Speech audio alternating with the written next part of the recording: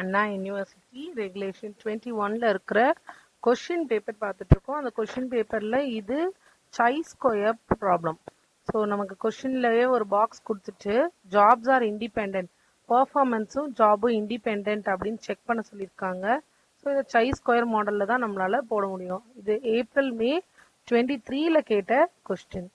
இந்த கொஸ்டின்ல நம்ம கொடுத்துருக்கிற வேல்யூவை ஏன்னு ஒரு ஆட்ரிபியூட்டாவும் பின்னு இன்னொரு ஆட்ரிபியூட்டாவும் சூஸ் பண்ண போறோம். ஸோ ஹாரிசாண்டலா கொடுத்துருக்கிறது பெர்ஃபார்மன்ஸ் இன் ட்ரைனிங் ப்ரோக்ராம், அதை ஏன்னு எடுத்துக்க போறோம். Solution let A be the performance, let A be the performance in training. அவங்க என்ன கொடுத்துருக்காங்களோ அதை அப்படியே எடுத்துக்கலாம். அப்ப B வந்து வெர்டிக்கலா என்ன கொடுத்துருக்காங்களோ அது, B என்ன கொடுத்துருக்காங்க, success in job. let B be the success in job. இப்போ நம்ம முதல்ல நல் ஹைபோதசிஸ் ஃபிக்ஸ் பண்ணணும். நல் ஹைபோதசிஸ் என்ன ஃபிக்ஸ் பண்ண போறோம்னா, கொஸ்டின்ல என்ன கேட்டிருக்காங்க, பெர்ஃபார்மன்ஸ் இன் ட்ரைனிங்கும் சக்சஸும் இண்டிபெண்ட் அப்படின்னு சொல்லியிருக்காங்க. அப்ப நம்ம இங்க நல் ஹைபோதசிஸ்ல A and B are independent அப்படின்னு எடுத்துக்கலாம். அவங்க என்ன கொடுத்துருக்காங்களோ அதையே எடுத்துக்கிறோம். அப்ப ஆல்டர்னேட் ஹைபோதசிஸ்ல A and B are not independent.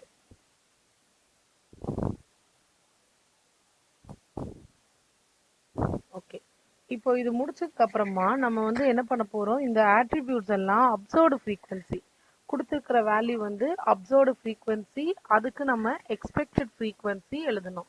நான் முதல்ல அப்சர்வ்டு ஃப்ரீக்வன்சிக்கு ஒரு டேபிள் போட்டுக்கிறேன். Observed frequency. ஸோ இந்த அப்சர்வ்டு ஃப்ரீக்வன்சி இந்த பக்கம் வச்சுக்கலாம், இந்த பக்கம் நம்ம இதுக்கு எக்ஸ்பெக்டட் ஃப்ரீக்வன்சி எழுத போறோம்.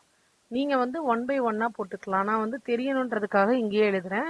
என்னோட அப்சர்வ்டு ஃப்ரீக்வன்சி வந்து மேல இருக்க ஆட்ரிபியூட் A1 A2 A3 அதோட டோட்டல். இந்த பக்கம் B1 B2 B3 அண்ட் கீழேயும் டோட்டல். இங்க கொடுத்துருக்க வேல்யூ 23 28 9, நெக்ஸ்ட் காலம்ல 60 79 49, அடுத்தது 29 60 அண்ட் 63. இப்போ இதுக்கு டோட்டல் வந்து நம்ம ரெண்டு பக்கம் டோட்டல் பண்ணாலும் ஒரே வேல்யூ தான் வரும். ஸோ இந்த பக்கம் டோட்டல் பண்ணா எனக்கு என்ன இருக்குன்னா, அது கொஸ்டின்லேயே கொடுத்துருக்காங்க, இங்க பாருங்க மேலே கொஸ்டின்லேயே இருக்கு, அதை தான் கீழே எழுதிட்டு இருக்கோம் நம்ம. டோட்டல் 112 167 121. வெர்டிக்கலா இதோட டோட்டல் 60 188 152. ஸோ மொத்தமா 400. ரெண்டும் சேர்ந்து வெர்டிக்கலாவும் ஹாரிசாண்டலாவும் 400.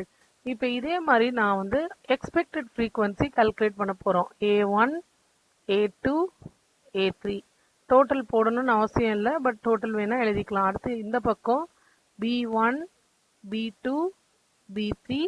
நம்ம ஃபர்ஸ்ட் இங்க டோட்டல் எழுதிடலன்னா டோட்டல் அதான் வரப்போகுது, 60 188 152.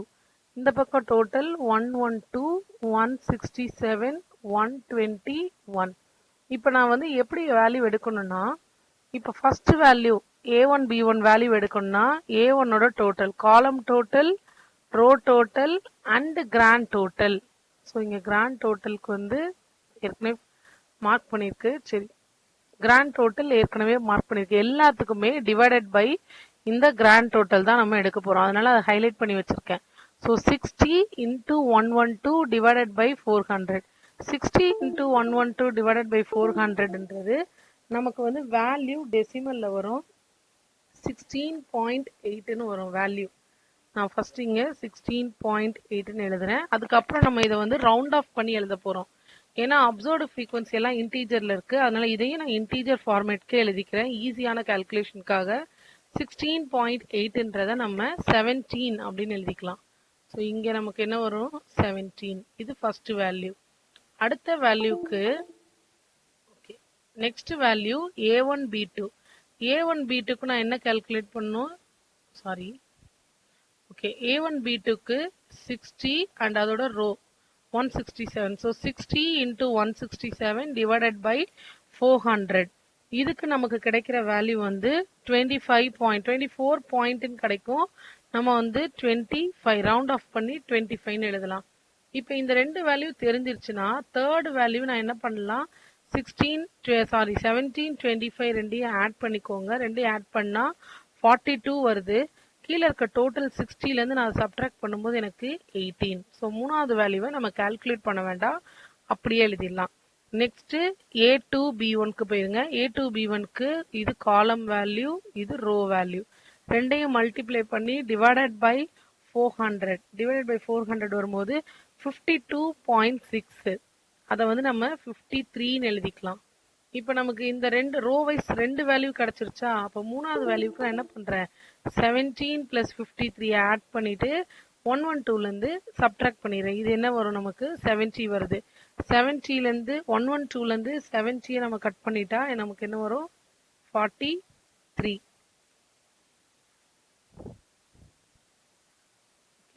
ஸோ அடுத்த வேல்யூக்கு போயிடலாம். நெக்ஸ்ட் வேல்யூ நமக்கு என்ன வருது,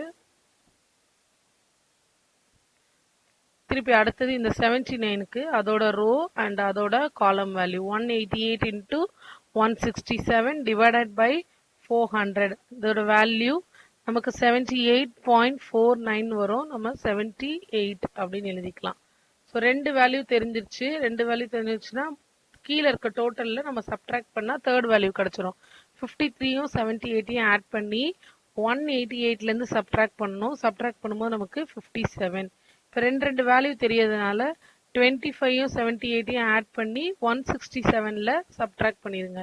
சப்ட்ராக்ட் பண்ணும்போது நமக்கு கிடைக்கிற வேல்யூ இங்கே 43 கீழே 63 வர்றது எல்லாமே டெசிமல்ல தான் வருது. 63.46 வருது. நான் 63ன்னு எழுதியிருக்கேன். அடுத்தது அதே கால்குலேஷன் 45 பாயிண்ட்னு வருது. ஸோ அதனால நம்ம அதை 46ன்னு எழுதியிருக்கோம். இது எக்ஸ்பெக்டட் ஃப்ரீக்வன்சி. இப்போ இந்த அப்சர்வ்டு ஃப்ரீக்வன்சியும் எக்ஸ்பெக்டட் ஃப்ரீக்வன்சியும் நம்ம காலம் பேஸ்டுக்கு மாற்ற போகிறோம். ஸோ ஃபர்ஸ்ட் அப்சர்வ்டு ஃப்ரீக்வன்சி, அடுத்தது எக்ஸ்பெக்டட் ஃப்ரீக்வன்சி, அடுத்தது O-E. நமக்கு தேவை வந்து O-Eயும் அடுத்தது O-E ஹோல் ஸ்கொயர் பண்ணணும். அதனால O-E ஹோல் ஸ்கொயர், லாஸ்ட்ல O-E ஹோல் ஸ்கொயர் வேல்யூவை ஆல டிவைட் பண்ணணும். இதுதான் நம்மளோட சை ஸ்கொயர் டேபிள். இந்த லாஸ்ட் காலம்ல வர்றதுதான் சை ஸ்கொயர் வேல்யூ. நம்ம அப்சர்வ்டு ஃப்ரீக்வன்சி கொஸ்டின்ல கொடுத்திருக்கிற வேல்யூ 23, 28, 9, 60, 79, 49, 29, 60, 63. ஓகே, இது வந்து கொஸ்டின்ல கொடுத்திருக்கிற அப்சர்வ்டு ஃப்ரீக்வன்சி. இதுக்கான எக்ஸ்பெக்டட் ஃப்ரீக்வன்சி நம்ம இப்ப கண்டுபிடிச்சோம்ல, அந்த வேல்யூ 25, 18, 53,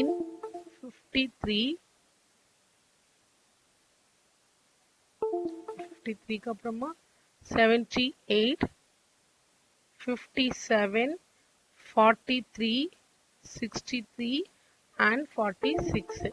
இப்போ இந்த வேல்யூஸ் எல்லாம் தெரிஞ்சிருச்சுன்னா போதும், நம்ம வந்து அடுத்தடுத்த வேல்யூ கண்டுபிடிச்சிடலாம். O-E 23 - 17. 23 - 17ன்றது 6.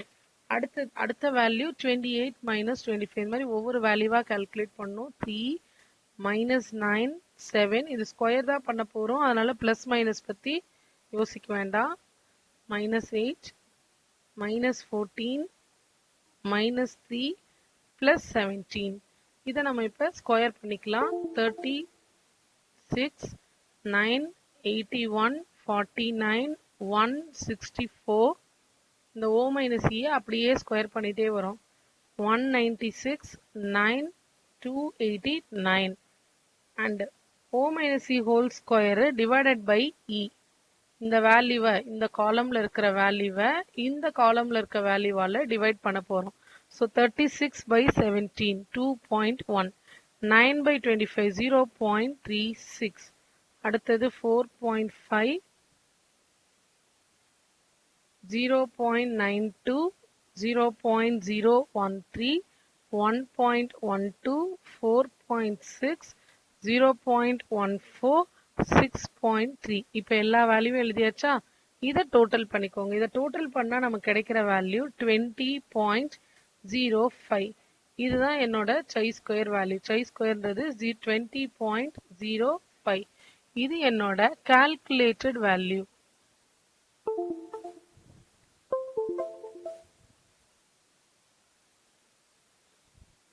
So calculated value equal to 20.05. அடுத்தது டேபிள் வேல்யூ கால்குலேட் பண்ணும். டேபிள் வேல்யூக்கு எனக்கு டிகிரி ஆஃப் ஃப்ரீடம் வேணும். டிகிரி ஆஃப் ஃப்ரீடம் வந்து இங்க m-1 into n-1 minus 1. So mன்றது வந்து நமக்கு number of rows, number of ரோஸும் 3 தான், நம்பர் ஆஃப் காலமும் 3 தான். So 3 minus 1 3 minus 1 2 into 2 4 4 minus 1ன்றது மொத்தமா 3. ஸோ என்னோட டிகிரி ஆஃப் ஃப்ரீடம்ன்றது 3. அண்ட் கொஸ்டின்ல என்ன பர்சன்டேஜ் கேட்டிருக்காங்க, நமக்கு 1% லெவல்ல கால்குலேட் பண்ண சொல்றாங்க. ஸோ 1% லெவல் உங்களோட டேபிள்ல 1% பார்த்தீங்கன்னா chi square at 1% for degree of freedom 3 is value check பண்ணீங்கன்னா என்ன வரும்னா 11.34 அப்படின்ற வேல்யூ வரும். ஸோ இங்க என்னோட டேபிள் வேல்யூ கம்மியா இருக்கு, கால்குலேட்டட் வேல்யூ அதிகமா இருக்கு.